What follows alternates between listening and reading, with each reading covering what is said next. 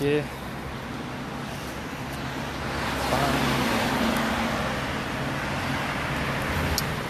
Bonjour à toutes, bonjour à tous. J'espère que tout le monde va bien, j'espère que vous m'entendez, j'espère que c'est le top aujourd'hui. Hein. Ouais, on attend ce match ce soir, tout à l'heure. Okay. Bon, je fais vite un petit live là en faux. Voilà. Donc partagez, pour ceux qui peuvent partager. Ok. On se pose des questions. Bonjour tout le monde. Grégory, bonjour. Hein? César, bonjour. Bonjour à ceux qui se connectent là. Annie Jos, bonjour. Voilà. Merci pour ceux qui se connectent. Merci pour ceux qui partagent le live. On fait bonjour. Voilà. Bonjour à tous et à toutes. C'est toujours moi. Hein. C'est toujours moi. C'est encore moi. Hein, toujours ces gardes. Ils vont partir quand? Ils vont nous les virer quand?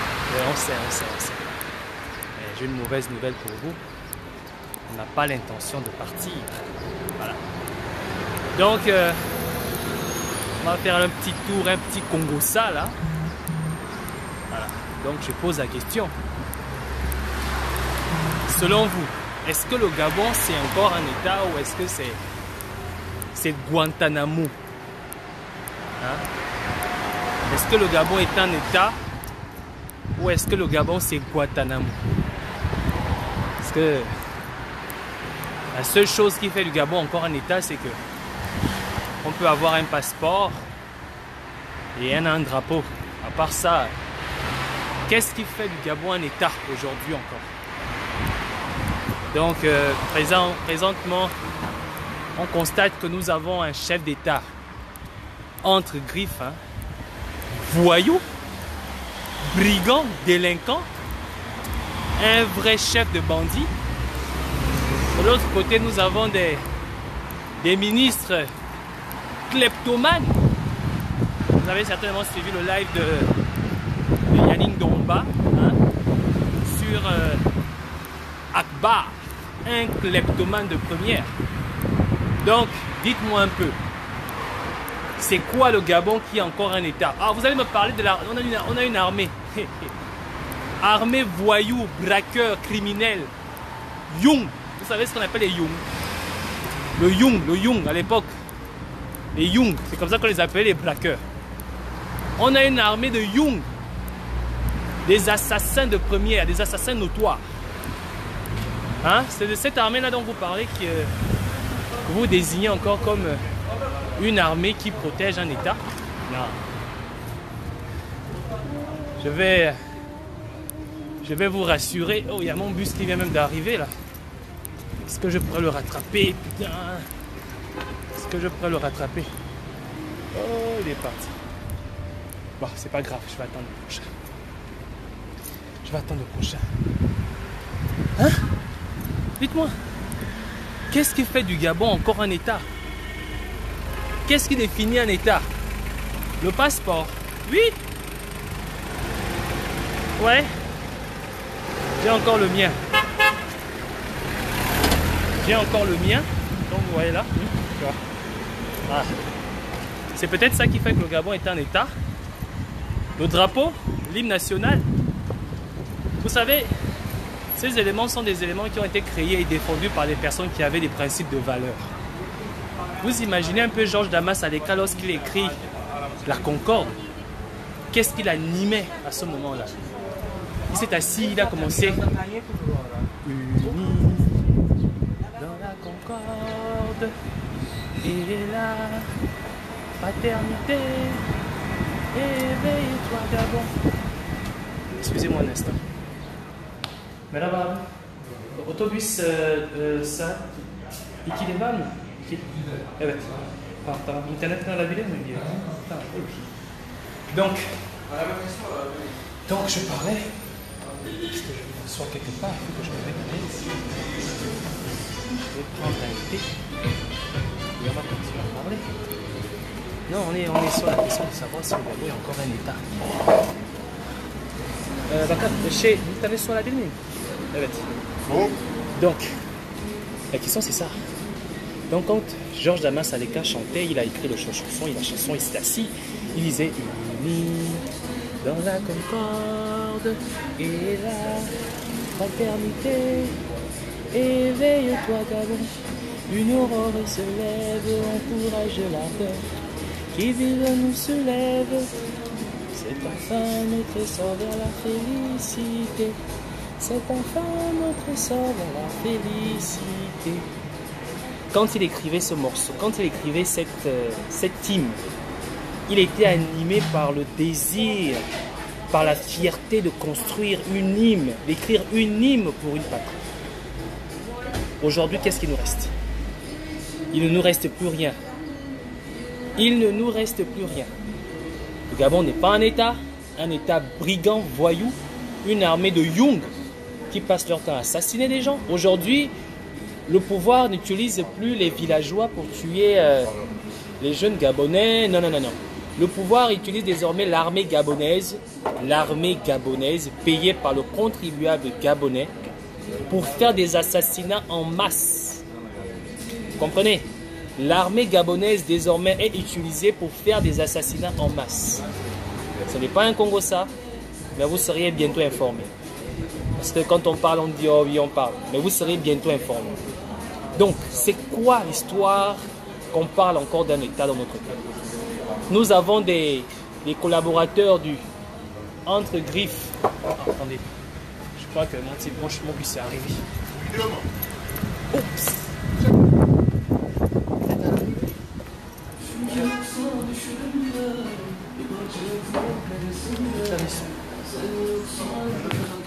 Excusez-moi, hein,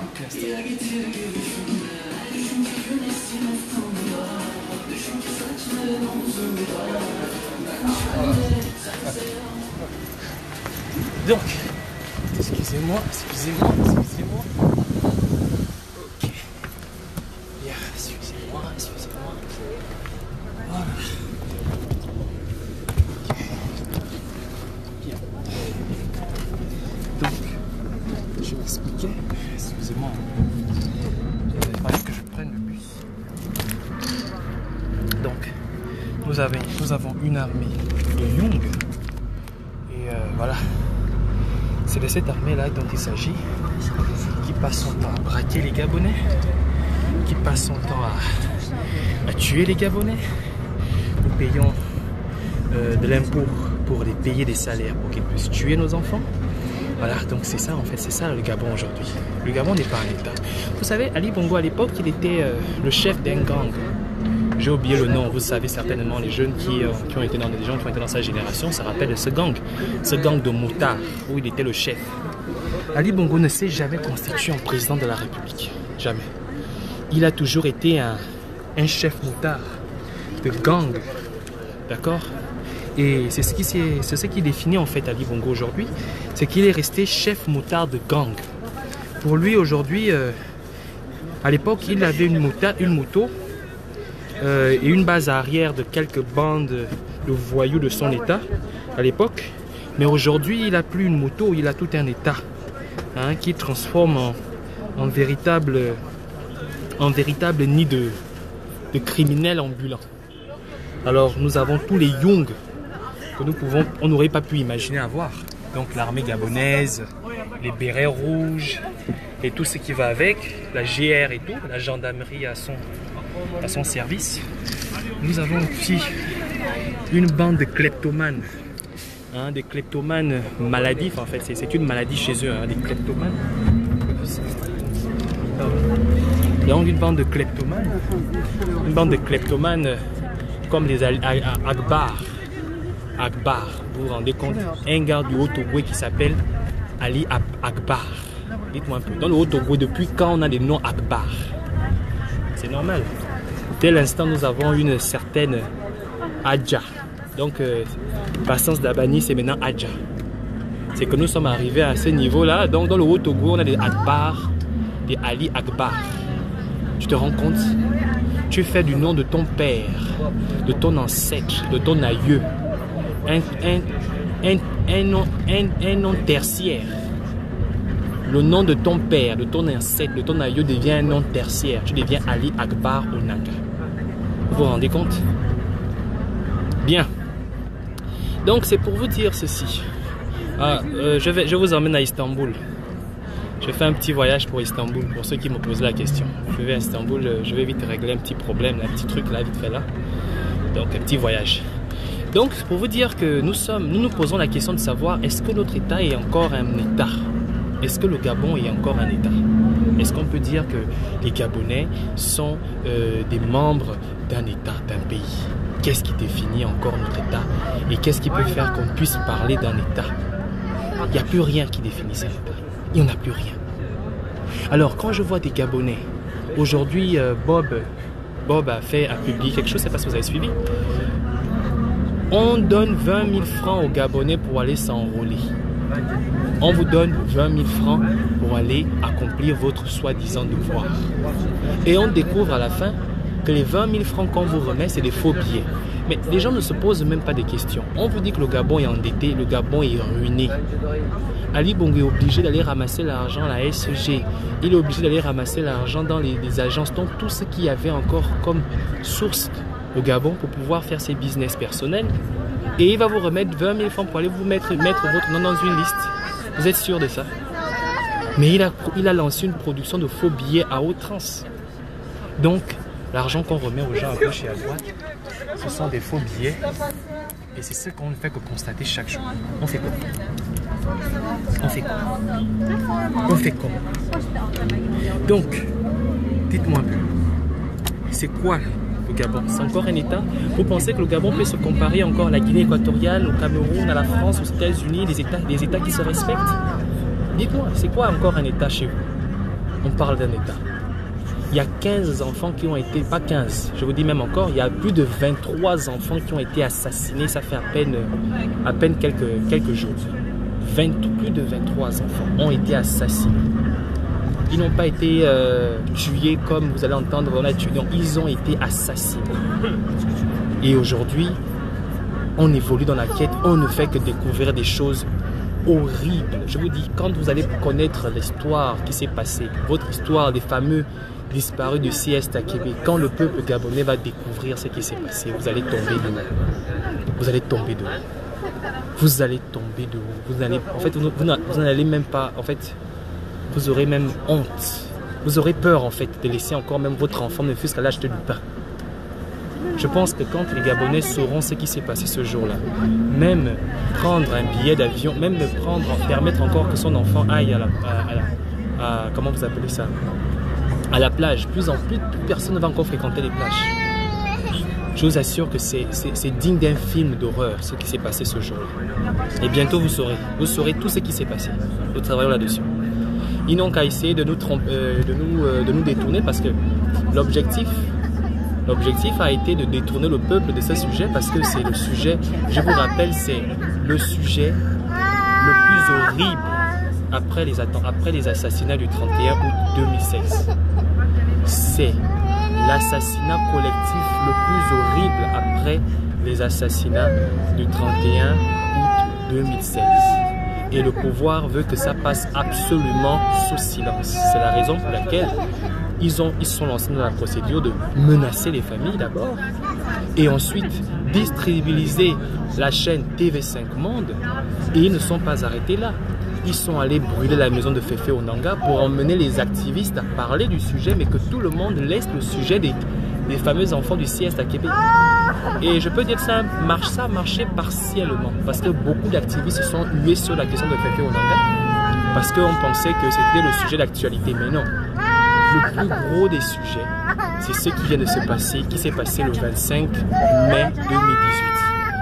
Vous allez m'excuser, hein, je suis dans un bus. Il y a trop d'enfants là, donc voilà. Donc c'est pour vous dire que nous posons des cas et le comble dans l'histoire, c'est que j'ai envie de dire qu'on vous parle ici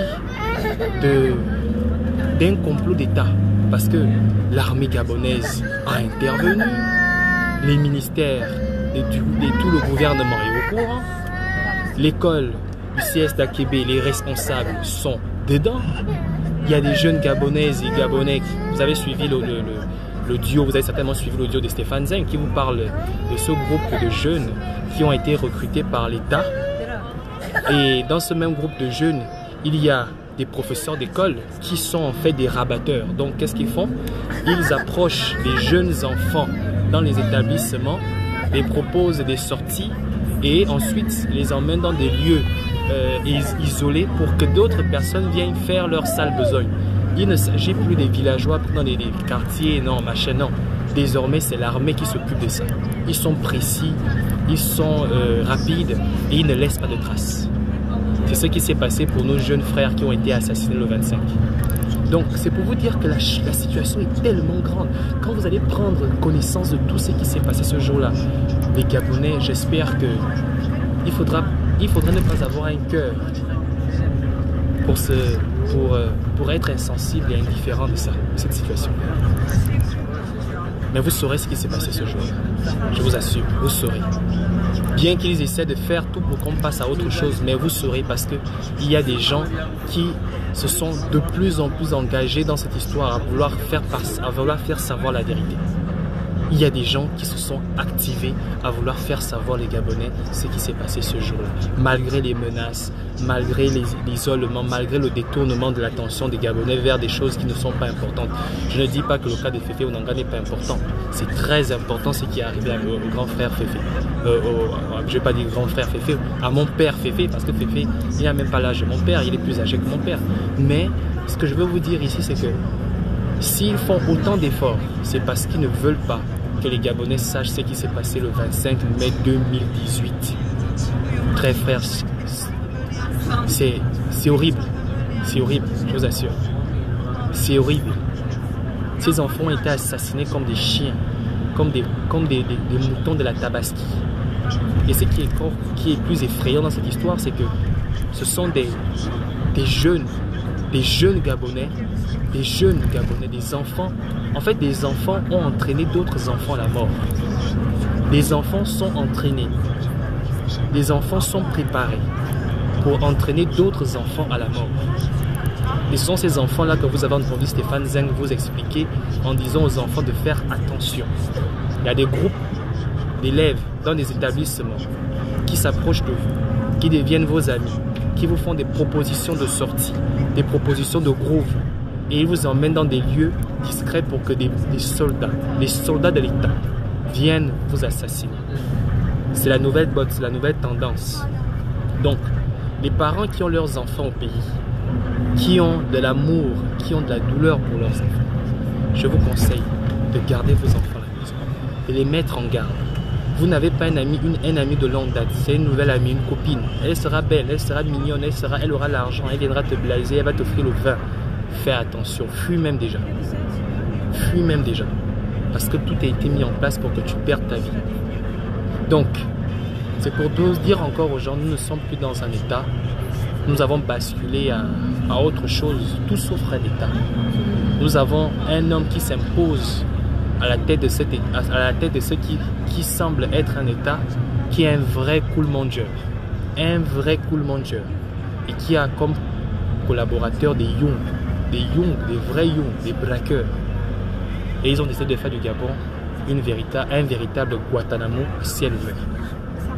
Donc les Gabonais sont emprisonnés, ils ne peuvent pas parler, ils doivent demander la permission ne fût-ce que pour aller se soulager, ils doivent demander la permission pour se nourrir, ils doivent demander la permission pour nourrir leur famille, ils doivent demander la permission pour se reproduire. Et même quand ils se reproduisent, les enfants qu'ils produisent deviennent des moutons de la Tabaski dont Ali Bongo s'en occupe. C'est exactement ce dont nous avons désormais à faire. Donc, je demande aux parents, aux pères et aux mères, aux mères de famille, de garder leurs enfants à la maison. De garder leurs enfants à la maison. Éduquez vos enfants. Dites à vos enfants de faire attention. Tout ce que nous, les activistes, faisons aujourd'hui, c'est pour le bien-être des gamins. C'est pour le bien-être des uns et des autres. Ce n'est pas pour nous. Ce n'est pas pour nous faire un nom. Ce n'est pas parce qu'on veut se faire attirer par la cruche. Non, c'est pas ça. Ne négligez pas ça. Oui, on sait que le pays est difficile en ce moment. Tout le monde essaie de faire comme il peut pour survivre. Nous sommes au courant de tout ça. Mais ce n'est pas une raison de de ne pas être vigilant par rapport à ce qui se passe. Ce n'est pas une raison. Excusez-moi un instant, je vais ranger un peu tout ça, parce que là je vais descendre. Donc ce n'est pas une raison de ne pas être vigilant. Il faut être vigilant. C'est très important. Il faut être vigilant. Donc, moi c'est ce que j'avais à vous dire aujourd'hui. C'était les questions que je voulais me poser avec vous aujourd'hui. Qu'est-ce qui fait encore de notre pays un État? Est-ce le fait d'avoir un passeport? Le fait d'avoir un drapeau? D'accord? Est-ce le fait de connaître une hymne nationale? Est-ce le fait de connaître notre devise? Ou est-ce que aujourd'hui nous n'avons plus rien qui définit notre État d'un pays? Plus rien. Donc c'est la question qu'on se pose. On fait comment?